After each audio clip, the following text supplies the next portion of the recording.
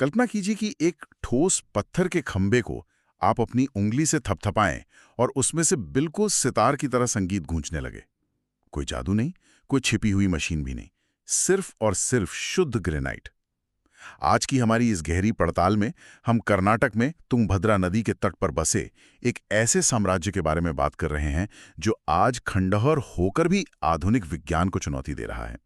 मेरा मतलब है, हम बात कर रहे हैं विजयनगर साम्राज्य की शानदार राजधानी हम्पी की। बिल्कुल।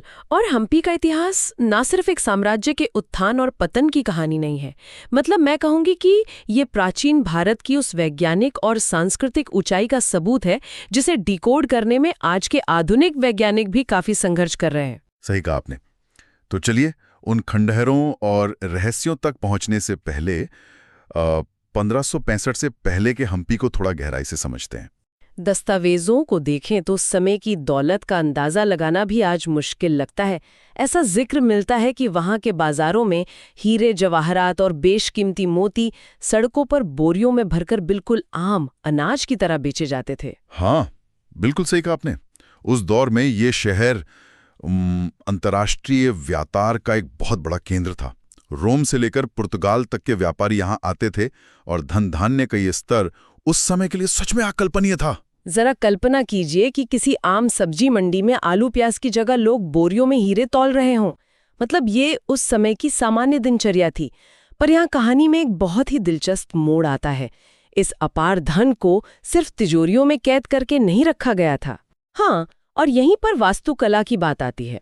शासकों ने इस बेहिसाब दौलत का इस्तेमाल वास्तुकला और विज्ञान के प्रयोगों में किया। असीमित संसाधनों के कारण ही उस समय के जो शिल्पकार थे ना, वो दशकों तक पत्थरों के साथ प्रयोग कर पाए। विट्ठल मंदिर इसका सबसे बड़ा उदाहरण है। ओहो, विट्ठल मंदिर, मैंने इसकी तस्वीरें देखी हैं। हाँ बिल्कुल, जहाँ 56 संगीतमय खंभे हैं। उंगलियों से थपथपाने पर इनसे सा रे गा मा जैसे स्पष्ट स्वर निकलते हैं। एक मिनट, मुझे यहाँ थोड़ा संदेह है। मतलब ठोस पत्थर से शास्त्रीय संगीत कैसे निकल सकता है? क्या ये मुमकिन नहीं कि उन खंभों के अंदर धातु के पाइप या कोई खोखला ढांचा छिपा हो? ये सवाल बहुत ही स्वाभाविक है और आपको जानकर हैरानी होगी कि 19वीं सदी में ब्रिटिश हुकूमत को भी बिल्कुल यही शक हुआ था। इस रहस्य को सुलझाने के लिए उन्होंने 2 खंभों को आरी से बीच से काट दिया, पर अंदर उन्हें कुछ नहीं मिला, सिर्फ और सिर्फ ठोस ग्रेनाइट। एक सेकंड, सच में? तो फिर ये काम कैसे करता है? बिना किसी मशीन के ठोस पत्थर से अलग अलग सुर कैसे निकल सकते हैं? इसका जवाब प्राकृतिक रूप से ध्वनि उत्पन्न करने वाले पत्थरों यानी रेजोनेंट ग्रेनाइट के इस्तेमाल में छिपा है। शिल्पकारों ने पत्थरों की डेंसिटी और उनकी लंबाई चौड़ाई को इतनी सटीकता से तराशा कि वे बिल्कुल एक जाइलोफोन की तरह काम करते हैं। हर खंभे का वजन और आकार इस तरह सेट किया गया कि उस पर चोट करने से एक विशिष्ट फ्रीक्वेंसी पैदा हो। ये लिथोफोन का एक प्राचीन और बेहद उन्नत रूप है। मतलब उन्होंने पत्थरों के भौतिक गुणों को ही वाद्य यंत्र में बदल दिया। ये सचमुच अद्भुत है। और ये सिर्फ ध्वनि तक सीमित नहीं था ना। विरूपाक्ष मंदिर में प्रकाश का जो उपयोग किया गया है वो भी उतना ही हैरान करने वाला है।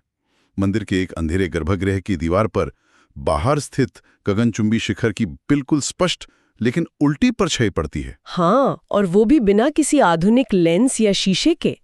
दरअसल इसे एक विशाल पिन होल कैमरे की तरह डिजाइन किया गया है।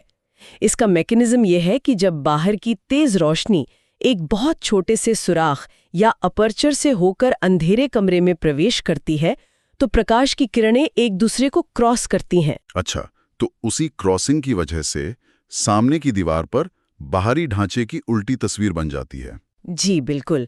बिना आज के उपकरणों के प्रकाश के इन नियमों को इतनी गहराई से समझना और उन्हें वास्तुकला में ढालना कोई इत्तेफाक तो नहीं हो सकता। यहाँ जो सबसे दिलचस्प बात है वो ये कि हजारों साल पहले जब दुनिया भौतिकी के बुनियादी नियमों से अनजान थी, तब हमारे पूर्वजों ने घनत्व और प्रकाश का ऐसा सटीक उपयोग किया। ये तो सच में ऑप्टिक्स का एक बेहतरीन उपयोग है। लेकिन दुर्भाग्य से इतनी उन्नत और समृद्ध सभ्यता अचानक खंडरों में बदल गई। अगर हम 1565 की बात करें तो तालीकोटा के युद्ध ने सब कुछ बदल दिया। हाँ, वो इतिहास का एक बहुत ही काला अध्याय है। 1565 में 5 सुल्तानों की संयुक्त सेना ने इस अजेय माने जाने वाले साम्राज्य पर एक साथ हमला किया। लगातार 6 महीनों तक शहर को बेरहमी से लूटा गया, मूर्तियों को तोड़ा गया और कई भव्य इमारतों को बारूद से उड़ा दिया गया। ये सुनकर ही रोंगटे खड़े हो जाते हैं कि इतनी उन्नत सभ्यता को ऐसे नष्ट कर दिया गया।